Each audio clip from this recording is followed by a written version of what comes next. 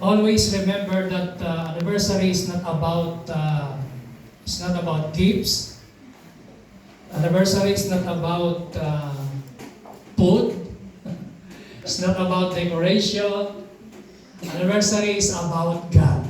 Amen. Amen? So kapag iniisip natin anniversary, tandaan po natin, there are 3 biblical reasons why we need to celebrate our anniversaries. There's a lot. But today, I just want to give you 3 simple reasons. Number 1, anniversaries are about to honoring God for what He has done. According to Exodus chapter 12, verse 41 and 42. Ganito po ang sinasabi. At the end of the 430 years, to the very day, all the Lord's divisions left Egypt. So if you remember, all the Israelites, sila po ay alipin sila for 430 years sa Egypt. And ginamit si Moises to deliver them from Egypt going to Promised Land. Okay? And verse 42, this is the word of God says, because the Lord kept vigil the night to bring them out of Egypt. On this night, all the Israelites are to keep vigil to honor the Lord for the generation to come. So the principles here is to honor the Lord sa lahat ng kanyang ginawang deliverance, blessing. Kaya po ang anniversaries is to honor the love, the commitment, the sacrifices, the patience ng mag-asawa sa harap ng paglilingkod at sila po ay na-bless ng 40 years. Amen. Amen? So, yan po ang number 1 mga kapatid is to honor the Lord. To give glory to God. The Bible says whatever you do it for the glory of God. Amen? So I believe they will do it for the glory of God, not for the sake of na tayo po ay magkaroon lang ng okasyon. No. Okay, naniniwala, may purpose ang Lord sa buhay nila. Amen? Amen. Praise God. Number 2, mabilis lang po tayo para alam ko ang iba po sa inyo gutom na. Gutom na po tayo?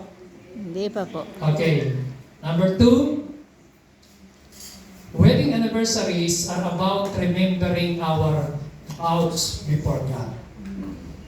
Pag sinabi pong anniversary, ito po ay pag-alaala ng ating sinumpaang pangako sa Panginoon.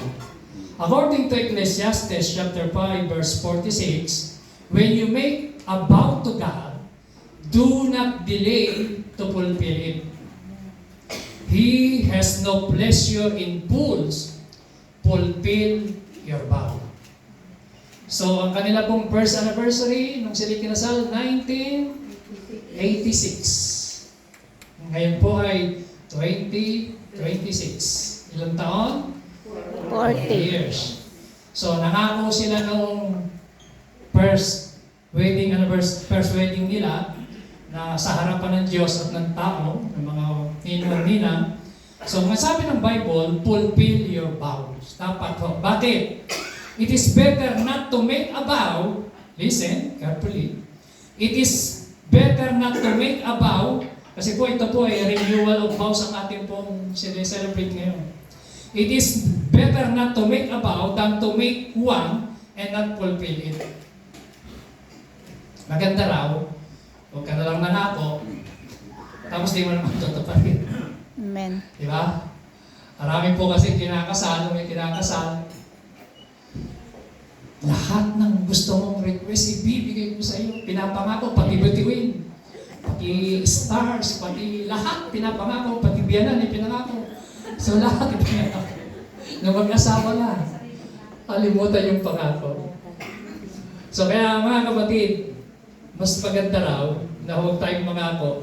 Pero praise God, Dahil sila po ay nangako, nagbow sila sa harap ng Diyos.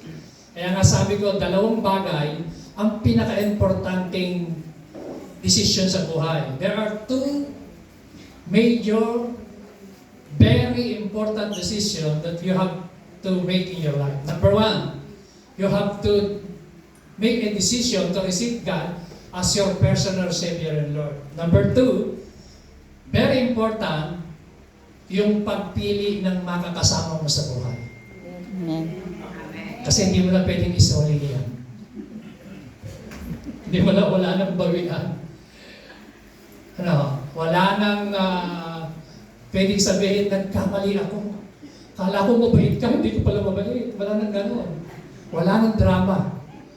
So for richer and poorer, for better and worse, in health and sickness, do us part.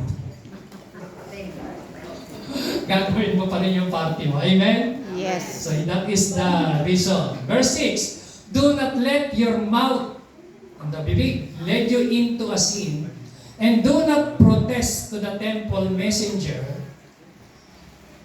my vow was a mistake. So di mo pwedeng sabihin, nagkamali ako ng pangako. Why should God be angry of what you say and destroy the work of your hands? So mga kapatid, pag tayo po ay nangako, dapat daw po nating gawin yung ating pangako. Amen? Amen. Do not be quick with your mouth. Do not be hasty in your heart to utter anything before God is in heaven and you are on earth, and let your words be pure. Konti lang. Sabihin mo lang, mamahalin kita habang ako'y nabubuhay. O, na yun eh. Hindi yung, mamahalin kita hanggang bata ka. Mamahalin kita hanggang makinis ang iyong mukha, hanggang maganda ka. Hindi pwede gano'n. Mamahalin kita hanggang may pera ka. Mamahalin kita hanggang meron kang asim. Pag wala ka ng asim,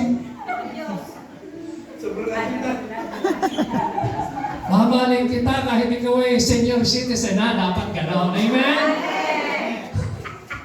So mga kapatid, hindi tayo paligla-gila. Kaya yan po ang reason number 2, mga kapatid, na dapat nating maintindihan. Amen?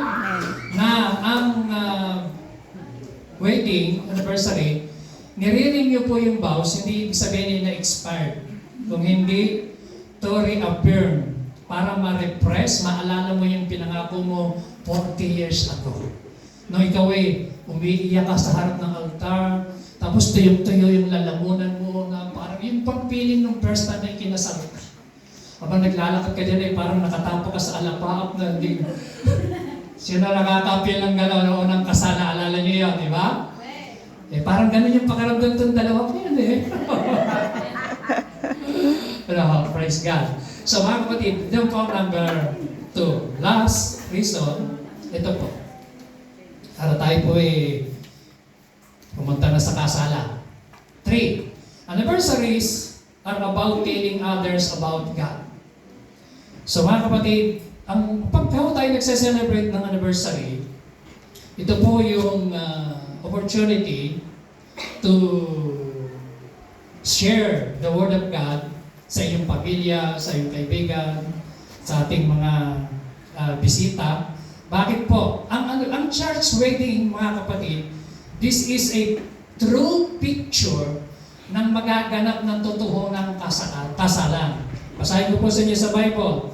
Revelation chapter 19 verse 7 and 9. Listen.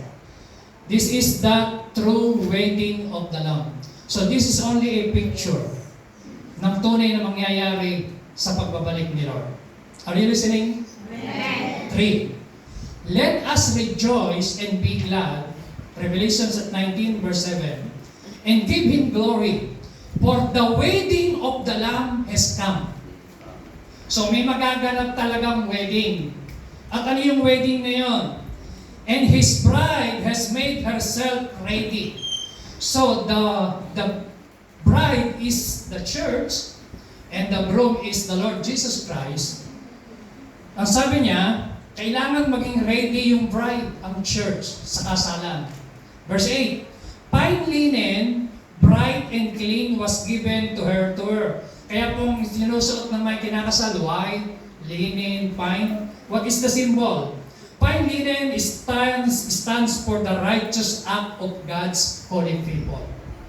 So, kung tinanggap mo si Lord as your personal Savior and Lord, brothers and sisters, you have to receive and believe that your sins are forgiven 2,000 years ago. You are cleansed by the blood of Jesus Christ. You are justified, you are sanctified, and you are forgiven. Amen?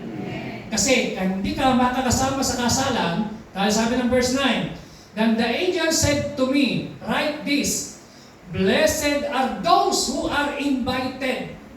Narinig niyo po yan? Parang konti lang. Listen, again. Blessed are those who are invited to the wedding supper of the Lamb. So if you are not invited, if you are not included sa kasalan na yon, baka naiiwan ka sa rapture. O hindi mo tinanggap si Lord. Kaya mga kapatid, this is the reason, pag nagsa-celebrate tayo ng anniversary, alalahanin niyo po, pag may kinakasal, meron talagang totohanan kasalang magaganap ang pagbabalik ni Lord sa Diyos. Amen. Kaya kung matindi ang preparation dito, alam ko kung saan nagpakulot si Sister Flo ng buhok, ay si Brother Tolo talagang di makatulog. May preparation sa church, piniprepare lahat. So there is a time of preparation. So mga kapatid, so tayo po, dapat i-prepare natin ang sarili natin pagharap natin kay Lord. Be sure that you are born again. Because the Bible says, unless a man be born again, you cannot see the kingdom of God. And unless a man be born of water and the Spirit, you cannot enter into the kingdom of God. There is only one requirement according to the Bible. You must be born again. Amen? Amen. Yes. Para maging invited ka, makasama ka sa wedding nito na magaganap sa huling panahon. Mga kapatid, sabi ng Bible, blessed are those who are invited for the wedding supper of the Lamb. As he added, this is the true words of God. This is the truth. This is not fake news. This is the truth. Amen. Naniniwala kayo na totoo, isang araw lahat tayo ay haharap sa Panginoon. May kasalan na magaganap. Pagkakasalan ni Kristo, babalik siya ang church. Palakpakan po natin ang Panginoon. Praise God! So, hinihiling ko na si itong dalawa, si Brother Bartolome at saka Sister Flora ay tumayo.